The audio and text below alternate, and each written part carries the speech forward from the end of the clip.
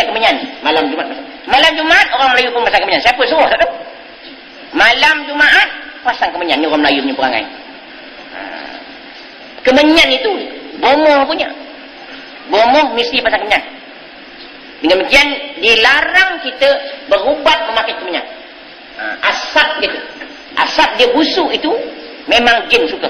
Jin suka, jin kafir suka makan asap yang busuk. Dia asal memang makan asal usul dia. Pasal dia cipta daripada api. Dengan demikian orang yang isap rokok adik-beradik jin juga.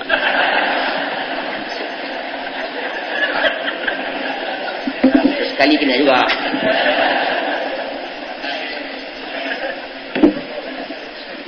Kemudian di zamannya Rasulullah SAW, dia minta Nabi, ya Allah tambah makanan kami. Jin minta tambah makanan. Nabi kata engkau makanlah tulang-tulang. Tulang-tulang binatang. Nabi kata engkau makan.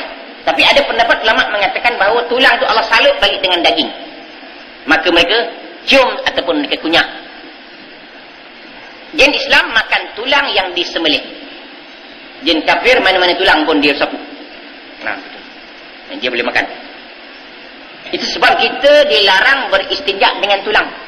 Kan kita dalam hukum fiqh, kita disunatkan beristinja dengan batu dahulu sebelum air. Batu atau yang seumpama dengannya. Umpamanya kayu, kulit kayu. Boleh berlaku. Kacu tak boleh, licin. Buluh tak boleh, miang. Boleh derian, lagi tak boleh. Jangan buat pasal. Dan tulang tidak boleh. Tulang tidak boleh. Pasal makanan jin, mengamuk jin. Makanan kawan dibuat istinja pula. Ini pasal. Itu nundang dia. Tuan-tuan tengok dalam bab fiqh itu, mengaji fiqh lah. Itu makanan dia. Maka najis binatang ternakan kita menjadi makanan binatang ternakan jin. Ya? Saya ulang macam ni, faham? Najis binatang kita, ayam ke lembu ke, najis itu menjadi makanan kepada binatang ternakan jin. Bermakna jin ini ada binatang ternakan dia. Ada juga. Pendapat ulama banyak mengatakan mereka memang makan. Itu sebabnya banyak hadis mengatakan kita masuk rumah tak baca bismillah, jin ikut masuk. Makan tak baca bismillah, jin tolong makan sama. Itu sebab pada ketika Nabi makan sama sahabat, nak muntah. Ya Rasulullah, masa engkau nak muntah ya Rasulullah? Aku tadi tengok engkau makan, tak baca bismillah. Syaitan muntahkan dalam muka, engkau makan, muntah syaitan. Kita sambung dalam bab kemudian. Ya, ini dia. Kemudian jin ini di mana duduk mereka? Jin ini duduk dia sama ada di awan, di udara, di lautan, di hutan-hutan, yang orang kata tempat jin tendang, itulah dia. Itu. Di sungai, di lombong, di lubang-lubang dan sebagainya. Di bilik air pun dia rajin duduk. Itu sebabnya kita lihat ya bahawa kita masuk hutan. Orang tua-tua dulu betul dah sebenarnya, tapi salah teknik aja. Masuk hutan, tabik datuk. Bila pula jin dapat datuk?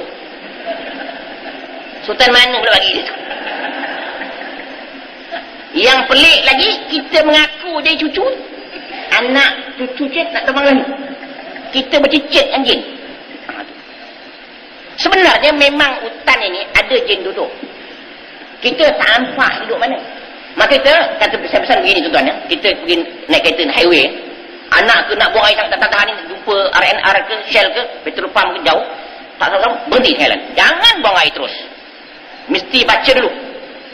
Salamun ala Sulaiman fil alamin. Kalau baca ayat kursi kan panjang. Ini tak tahan lagi. Allahu la ilaha illallah qayyum, dah terlepas kan. Baca salamun ala Sulaiman fil alamin.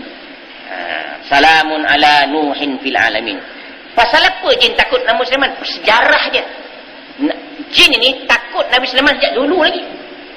Nama tu dia takut. Macam kita lah, masa menggelapkan sebut hantu tak ada. Tapi kan perasaan kan takut. Jin pun dengar Nabi Sulaiman, dengar nama Nabi Sulaiman dah rasa gerun dah. Sejarah tu. Kan di zaman hidup Nabi Sulaiman, segala jin-jin mesti ikut perintah Nabi Sulaiman. Seorang pun tak boleh nak bangkang. Bangkang terbakar dia. Itu sebab dia apa, misalnya kata kau selam, dia selam. Kau buat bangunan, kau buat. Dia buat bangunan. Jin tak berani nak kata apa. Jangankan nak pandang muka Nabi Sulaiman. Nak pandang ujung mata pun tak berani. Nak pandang ujung pun tak berani. Takut. Itu kehebatan Nabi Sulaiman. Ini dia panggil kehebatan Rasul. Sehingga jin pun terlalu takut kepada mereka itu. Itu sebab tuan-tuan ingat sejarah. Nabi Sulaiman duduk ya, pegang tongkat. Pegang tongkat, tengok jin buat kerja. Dia kata kau buat bangunan sampai siap. Jin buat. Jin buat pagi, petang, siang, malam tak pernah rehat. Bukan main takut je. Hampir dah siap bangunan. Nabi Sulaiman pun boom jatuh. Rupa-rupa Nabi Sulaiman dah lama mati. Tongkat dia sudah makan dia, anak-anak dah patah dah. Dia tengok air dah mati dia kata. Kalau tahu lama pun dia kerja lah. Nampak? Maknanya dia tak tahu nunjukkan duka. Yang pertama dia takut sangat Nabi Sulaiman.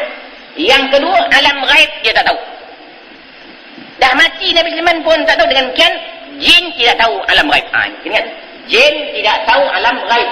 Dengan demikian kalau ada bohong meramalkan sesuatu perkara, memang pembohong. Kena dengar baik tu. Memang pembohong. Tuan-tuan kena dengar baik. Besok pergi juga kat rumah tu pelik. Pesan tu. Maknanya allau kanu ya'lamun al-ghaiba ma labitu fil azabil muhin. Kalau mereka tahu alam ghaib, kita akan kerja teruk-teruk. Nabi Sulaiman dah mati pun dia tak tahu. Dia kerja. Tengok dah mati pula dia kata. Menunjukkan alam depan mata pun dia tak nampak. Saya akan terangkan nanti bagaimana perhubungan di luar negeri bagaimana. Jin ke England ke Amerika bagaimana. Kalau sempat kan. Dia di alam apa tu? Di alam apa namanya? Triangle, apa golden triangle apa mungkin? Bermuda triangle tu. Kita terangkan itu mungkin siri yang kedua. Suspend dulu. Jadi artinya, itu dia. Jin. Mereka ini memang tak tahu. Kita tidak boleh takut kepada mereka sebenarnya. Mereka takut kepada kita. Jadi kita tenang. Maka jin ini tempatnya dalam laut, dalam hutan. Mungkin kita di hutan di mana-mana nak buang air, jangan terus kita buang air. Mesti salamun ala Sulaiman fil alamin. Sekurang-kurang jin ada situ cabut, kita cabut. Kadang-kadang bila kita buang air kecil tepi jalan, kita tak tahu jin tu tepi jalan tu. Anak-anak tu rehat, terlentang anak dia minum susu ke benda ke, kita kencing termasuk dalam mulut kawan tu. Itu yang bengkak-bengkak pasal tu. Besar pula barang kita. Akibat daripada kencingkan jin. Kena ingat tak? Selalu kita buat silap. Ataupun dia senang main itu, orang tua dia tidur rap kena. Kita dilarang buang air kecil di lombong-lombong yang tenang. Tengah malam. Lebih-lebih lagi tengah malam. Dalam kitab fiqh, bagi dalam kitab fiqh menyebut dilarang buang air kecil di lombong-lombong, kolam-kolam yang tenang. Lebih-lebih lagi di waktu malam. Pasal jin suka berendam di waktu malam. Itu ada kita fiqh tu dua sebab. Pertama, takut air itu jadi najis. Kan? Yang kedua, jin berendam tengah malam. Dia berendam gitu. Angkat kepala, sak kena kencing kepala kawan tu. Jangan. Itu undang-undang. Dan pesan anak-anak kita, kalau jumpa lubang-lubang tu, jangan, budak-budak kan suka kencing lubang-lubang tu, tak ada kerja. Jin ada dalam tu. Jin duduk dalam lubang-lubang. Itu tempat tinggal.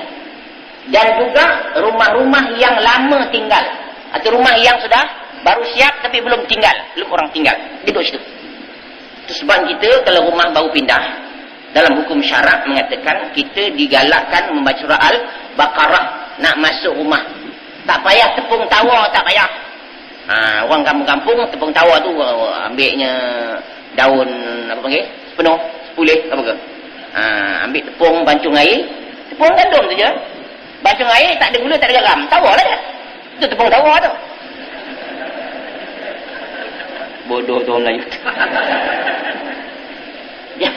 Ambil daun tadi, daun hijau tu, celup tepung tawa tu, genjih-genjih rumah tu. Jin peduli apa tepung? Ini silap. Nabi kata, innal baital ladzi tuqra'u fihi suratul Baqarah lam yadkhuluhu syaitan salasa ayyam wa kama qala. Mana-mana rumah yang dibacakan surah Al-Baqarah padanya, syaitan tak masuk 3 hari atau 3 malam. Baca, pindah rumah Al-Baqarah lah. Ayat 1 sampai habis. Fansurna 'alal qaumil kafirin. Panggil 10 orang, potong-potong-potong. boleh baca habis. Setengah jam siap. Tak payah